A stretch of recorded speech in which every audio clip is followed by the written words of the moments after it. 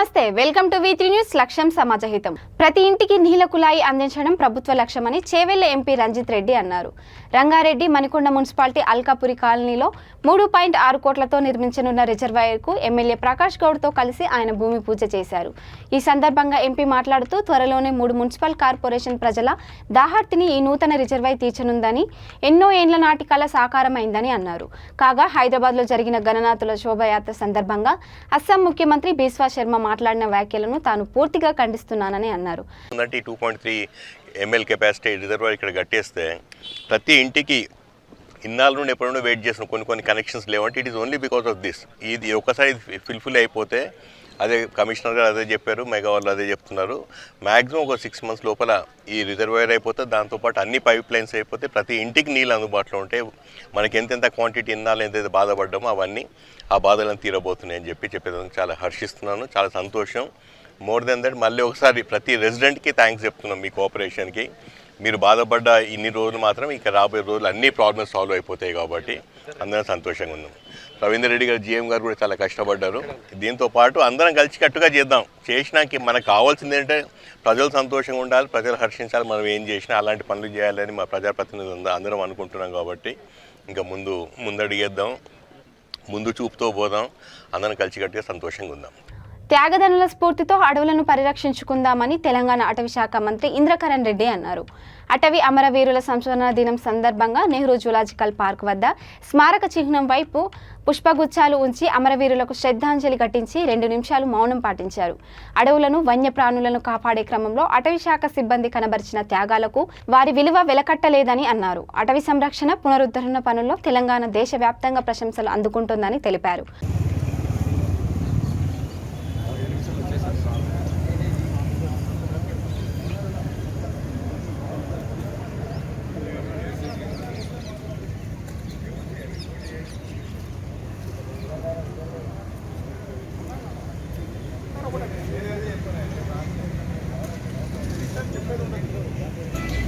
ఈ కార్యక్రమంలో PCCF ఆఫీసులో సేవలు అందిస్తున్న అధికారులు, సిబ్బంది, vigilance team, Hyderabad division team, Medchal division, Rangareddy division, అటవీ అమరవీరుల్ని సంస్మరించుకొని వారి స్ఫూర్తితో అటవుల పరిరక్షణ కొరకు, అడవుల పెంపకానికి మనం దోహదపడుతుంది. అటవీ క్షేత్రాలలో కూడా పనిచేసేవారు నిజంగా కూడా వారు సమాజం కొరకు, మరి అటవీ ఉత్పత్తి కొరకు, పచ్చదనము, గ్రీనరీ పెంచడానికి కోసం వాళ్ళు పనిచేస్తున్నారు. ఆ విధంగా ఉద్యోగరీత్యా ఎందరో మంది ప్రాణాలు పోగొట్టుకున్నారు. వారందరికీ శ్రద్ధాంజలి ఘటించడం జరిగింది. తెలంగాణ రాష్ట్రంలో ఈ 6-7 సంవత్సరాల సమయంలో పెద్ద ఎత్తున హరితారము పెంపుకు రావడం జరిగింది. దాదాపు 240 కోట్ల మొక్కలను పెంచి ఇప్పటికీ ఎక్కడ చూసిన అడవులు కానీ, గ్రామాలు కానీ, మున్సిపాలిటీలు కానీ పచ్చదనంతో విరాజిల్లుతూ ఉన్నాయి. దానికి 10% గ్రీన్ బడ్జెట్ అలాట్మెంట్ చేయడం వల్ల ప్రతి గ్రామ పంచాయతీలోనూ నర్సరీ రావడం మూలంగా గ్రామ పంచాయతీలన్నీ కూడా పచ్చదనంతో కనబడుతూ ఉన్నాయి. నర్సరీలు ప్రతి గ్రామంలో ఉన్నాయి. సెల్ఫీ దిగుతూ కాలు జారి డిండి ప్రాజెక్టులో పడి యువకుడు మృతి చెందాడు. ఈ సంఘటన నల్గొండ జిల్లా దేవరకొండ నియోజకవర్గ పరిధిలో వెలుగు చూసింది. హైదరాబాద్లోని ఎర్రగడ్డకు చెందిన మనోజ్ అనే 22 ఏళ్ల యువకుడు తన 6 స్నేహితులతో కలిసి శ్రీశైలంలో వినాయక నిమజ్జనం నిమిత్తం వెళ్లి తిరుగు ప్రయాణంలో డిండి ప్రాజెక్టు చూడాలని ఉత్సాహపడ్డారు.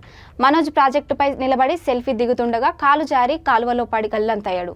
వర్షం కారణంగా సంఘటన జరిగిన రోజు గాలింపు చర్యలు వీలు పడలేదు. తాజాగా గాలింపు చర్యలు చేపట్టడంతో మృతదేహం లభ్యమైంది. కేసు నమోదు చేసుకున్న పోలీసులు మృతదేహాన్ని పోస్టుమార్టం నిమిత్తం దేవరకొండ ప్రభుత్వ ఆసుపత్రికి తరలించారు.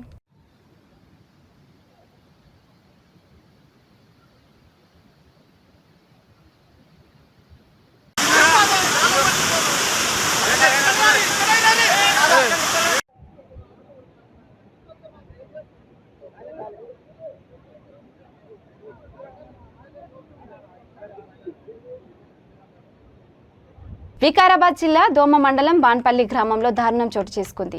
రైతు బంధు పెన్షన్ డబ్బుల కోసం కన్న తండ్రిపైనే కొడుకు దాష్టికం ప్రదర్శించాడు.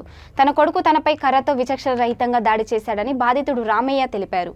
ఈ విషయమై పోలీసులు ఫిర్యాదు చేసినా పట్టించుకోలేదంటూ బాధితుడు ఆవేదన వ్యక్తం చేశాడు. గత కొన్ని రోజులుగా కొడుకు వేధిస్తున్నాడని, ఈ వేధింపులు భరించలేక పొలం వద్ద గుడిసెలో నివసిస్తున్నానని తెలిపాడు.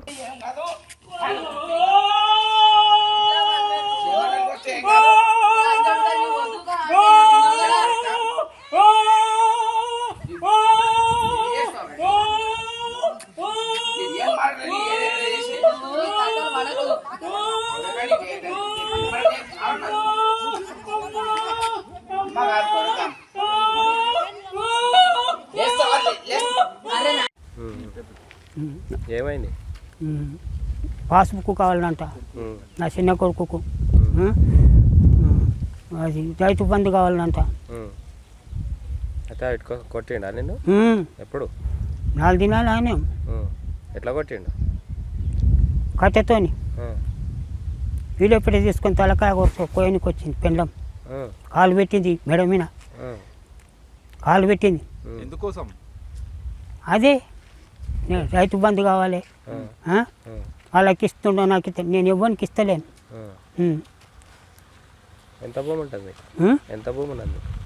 5 ఎకరాల భూమి ఉండదు. పోలీసులకు చెప్పిరా? మళ్ళా పోలీసు వాళ్ళకి చెప్పినావా? రానండి, అడిగాను. కంప్లైంట్ ఇచ్చినావా? ఇచ్చిన. ఎన్ని రోజులు అయింది ఇచ్చి? 4 రోజులు అయింది. వచ్చిన రాలే. భూమి కోసం, భుక్తి కోసం, వెట్టి చాకరి విముక్తి కోసం అహర్నిశలు పోరాడిన ధీర వనిత, తెలంగాణ సాయుధ పోరాట యోధురాలు చాకలి ఐలమ్మ అని జనగాం జిల్లా దేవరుప్పల మండల రజక సంఘం అధ్యక్షుడు రెడ్డి రాజుల రమేష్ కుమార్ అన్నారు. మండల కేంద్రంలోని జనగామ సూర్యాపేట ప్రధాన రహదారి చౌరస్తాలో ఐలమ్మ 37వ వర్ధంతి వేడుకలు ఘనంగా నిర్వహించారు. రజక సంఘం నాయకులు ఐలమ్మ చిత్రపటానికి పూలమాలలు వేసి ఘనంగా నివాళులర్పించారు. ఈ కార్యక్రమంలో సంఘం గౌరవ అధ్యక్షుడు రెడ్డి రాజుల నారాయణ, కార్యదర్శి పారిపల్లి శ్రీనివాస్ తదితరులు పాల్గొన్నారు.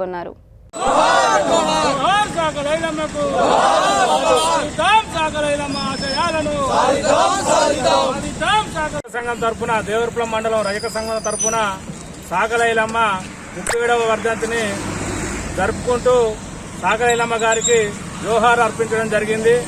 ఈరోజు మేము సాకలైలమ్మ వర్ధంతి సందర్భంగా తెలియజేసుకున్నది ఏంటంటే, రాష్ట్రంలో ప్రతి కులాలకు టీఆర్ఎస్ ప్రభుత్వం ప్రతి కులాలకు, గొల్లోలకు కానీ, గౌలోలకు కానీ, శాలోలకు కానీ ప్రతి కులాలకు ప్రతి సబ్సిడీ రూపంలో గొర్రెలు కానీ, బర్రెలు కానీ ప్రతి సబ్సిడీ రూపంలో అన్ని ఇవ్వడం జరుగుతుంది ప్రతి కులాలకు. కానీ మా సాకలి వాళ్ళకి, రజకులకు మాత్రమే ఎలాంటిది కూడా ఇవ్వకుండా కొద్దిగా టీఆర్ఎస్ ప్రభుత్వం నిర్వీర్యంతో చిన్నచూపు చూస్తుంది.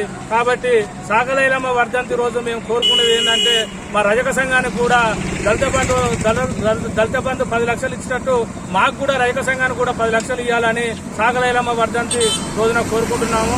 అలాగే ప్రతి ఒక్కరికి డ్రై క్లీనింగ్ షాపులకు సబ్సిడీ రూపంలో ఇవ్వాలని మేము ఈ రోజు రైతు సంఘం మండల తరఫున కోరుకుంటున్నాం. జోహార్ సాకలైలమ్మ గారికి, జోహార్ సాకలైలమ్మ గారికి, జోహార్ సాకలైలమ్మ గారికి.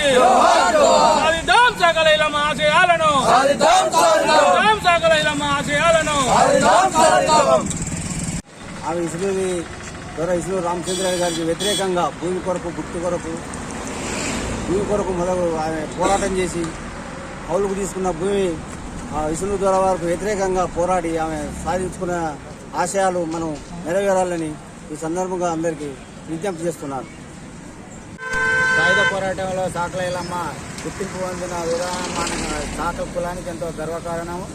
ఆమె ఇసునూరు దొర వారికి వ్యతిరేకంగా పోరాడిన పోరాటం మనకందరికీ తెలిసిన విషయమే.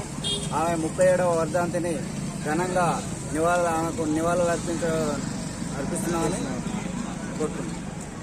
ఎయిడ్స్ సుఖ వ్యాధులపై అవగాహన కల్పించి వాటిని తొలి దశలో అరికట్టి సమాజంలో ఉపయోగపడే విధంగా చేయడం కోసం హైదరాబాద్ కత్రే హోటల్లో Indian association for the study of sexual transmitted disease and AIDS 46వ జయంతి సదస్సు 3 రోజుల పాటు నిర్వహించామని సంస్థ organizing chairman doctor G Narasimharao Neta, organizing secretary doctor Bhoomesh Kumar Katakam తెలిపారు. తెలంగాణ రాష్ట్రంలో ఈ సదస్సు మొదటిసారిగా నిర్వహించినట్లు తెలిపారు. దాదాపు 350 డాక్టర్లు ఈ కాన్ఫరెన్స్లో పాల్గొన్నారు. టీచింగ్ ఫ్యాకల్టీ, జూనియర్ డాక్టర్లు, ఇంటర్నేషనల్ ఫ్యాకల్టీ సుఖ వ్యాధులు, ఎయిడ్స్ పై లేటెస్ట్ డెవలప్మెంట్ వివరించారు. హెచ్ఐవి ఎయిడ్స్ కానీ, గొనోరియా కానీ, హెర్పెస్ కానీ ఇవి జనరల్గా సుఖ వ్యాధుల కిందకు వస్తుంటాయి. కానీ అంటే అది మామూలుగా అసురక్షిత లైంగిక సంపర్కం వల్లనే ఈ సుఖ వ్యాధులు రావటం జరుగుతూ ఉంది.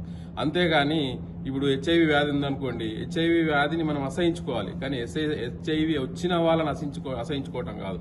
సో హెచ్ఐవి వ్యాధి అందరూ ఏమనుకుంటారంటే ఒకరికి హెచ్ఐవి వచ్చిందంటే ఇంకా ఆల్మోస్ట్ ఇంకా మనం ముట్టుకోవటం కానీ మనం ప్లేట్ సెపరేట్ పెట్టడం అట్లా చేస్తూ ఉంటాం. అంటే కలిసి భుజించడం వలన కానీ, కరచాలనం వలన కానీ, ఉమ్మడి మరుగుదొడ్లు వాడటం కానీ, హెచ్ఐవి వ్యాధి వచ్చిన వారికి సపర్యలు చేయడం వల్ల కానీ ఈ వ్యాధి ఒకరి నుంచి ఒకరు కాదు. ఇది గ్రహించాలి ప్రతి ఒక్కరు. అందరంటే ఏమనుకుంటారంటే ఫస్ట్ మన ఇంటిలో నుంచి ప్రొటెక్షన్ ఉండాలి, ఇంటిలో నుంచి సపోర్ట్ ఉండాలి. అంతేగాని మా బయట వాళ్ళు ప్రొటెక్ట్ చేస్తారంటే మన ఫస్ట్ మన దగ్గర ఉన్నప్పుడు వారికి మంచి ఆహారం ఇచ్చేసుకొని మానసికంగా పాజిటివ్గా ఉన్నట్లయితే వాడు కూడా హెచ్ఐవి వచ్చిన వారు కూడా కానీ మామూలుగా వాళ్ళ జీవితం గడపడం జరుగుతూ ఉంటుంది.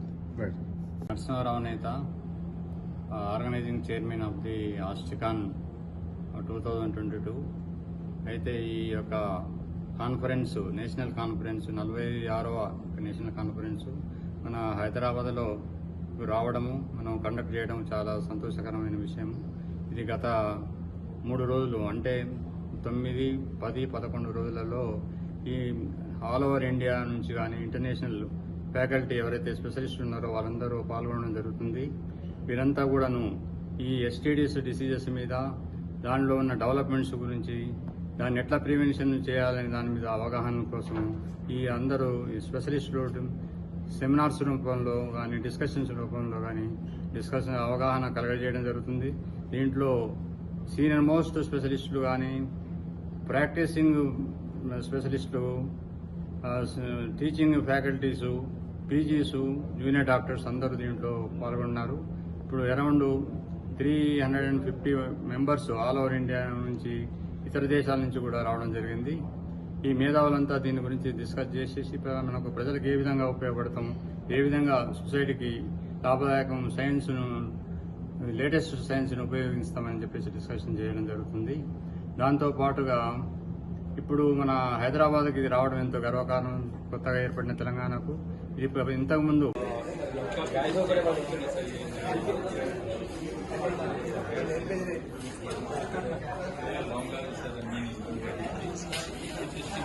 రాజేంద్రనగర్ నర్సింగిలో గణపతి నవరాత్రులు ఘనంగా జరిగాయి. జై శాంభవి భక్త సమాజం ఏర్పాటు చేసిన లడ్డు వేలంపాట పోటాపోటీగా జరిగింది. మాజీ సర్పంచ్ ప్రసన్న అశోక్ యాదవ్ లడ్డును 5 లక్షల రూపాయలకు దక్కించుకున్నారు. అనంతరం జరిగిన వినాయక శోభయాత్రలో భక్తులు పెద్ద సంఖ్యలో పాల్గొన్నారు.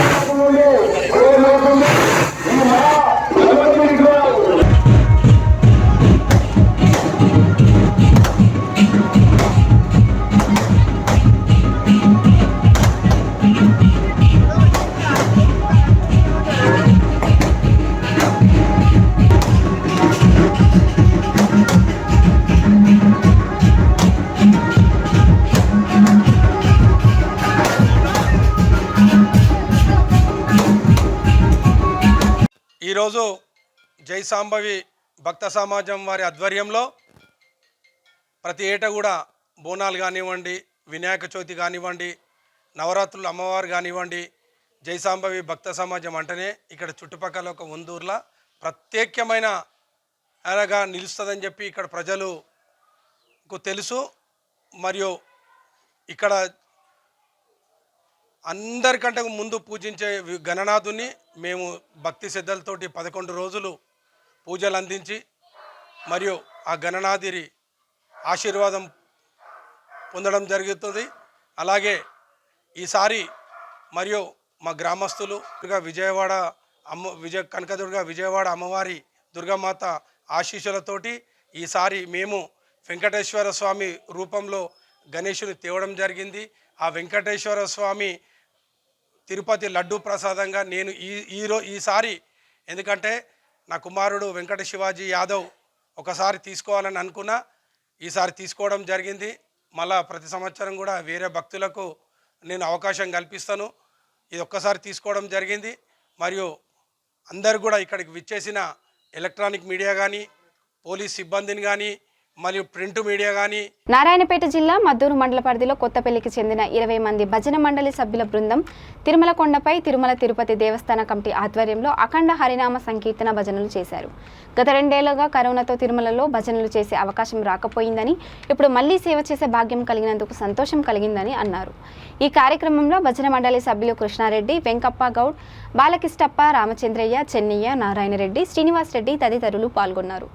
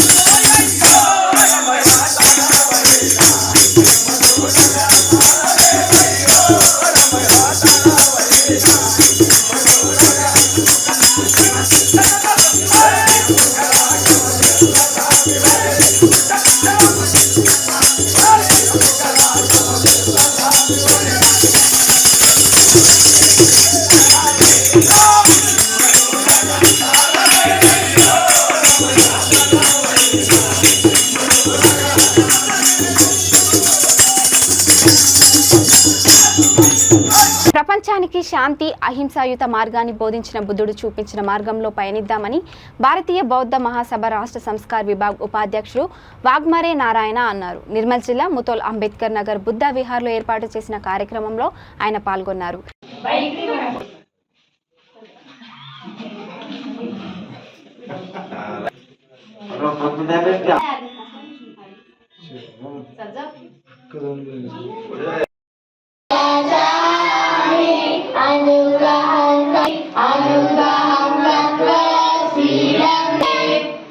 యమం వదామి తం వదేతం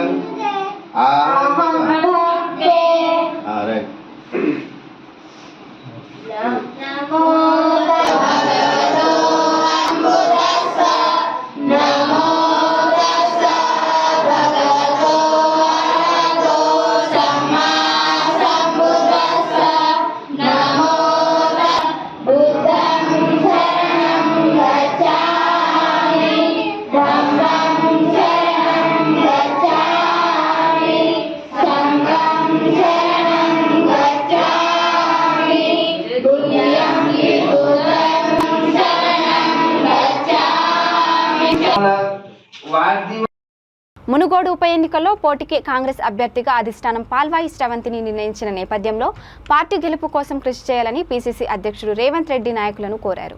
జూబ్లీహిల్స్లోని తన నివాసంలో మునుగోడు అభ్యర్థి శ్రవంతితో పాటు చెలమల కృష్ణారెడ్డి, పల్లె రవికుమార్ గౌడ్, కైలాష్ నేతలతో రేవంత్ భేటీ అయ్యారు.